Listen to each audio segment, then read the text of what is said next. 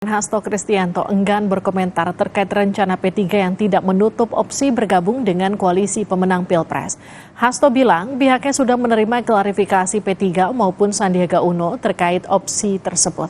Namun Hasto enggan merinci lebih jelas terkait klarifikasinya. Sebelumnya, Ketua Bapilu P3 Sandiaga Uno mengatakan pihaknya tidak menutup opsi bergabung dengan koalisi Prabowo Gibran.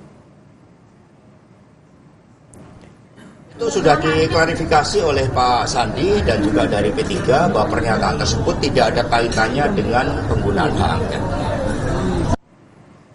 Sebelumnya Menteri Pariwisata dan Ekonomi Kreatif sekaligus Ketua Badan Pemenangan Pemilu P3 Sandiaga Uno membuka peluang jika diajak bergabung pemerintahan selanjutnya. Sandi menyebut sangat terhormat jika partainya diajak bergabung di pemerintahan baru.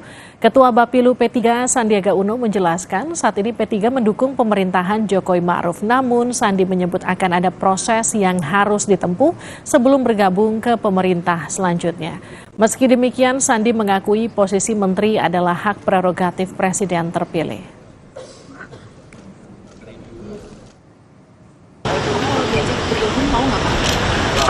P3 ini kan partai pendukung pemerintah, jadi posisi kita ada di pemerintahan, ada 2 menteri, ada 1 wamen, ada 1 utusan khusus presiden. Kita tentunya nanti ada proses yang berlanjut, tapi dari pandangan saya, pandangan pribadi saya, kita pasti akan sangat terhormat untuk diajak membangun bangsa. Kami menyimulasikan jumlah kursi parpol di DPR berdasarkan perolehan kursi sementara dari hasil rekapitulasi KPU jika P3 bergabung ke Koalisi Indonesia Maju. Golkar ada 104 kursi, Gerindra 83 kursi, Demokrat 54 kursi, PAN 44 kursi.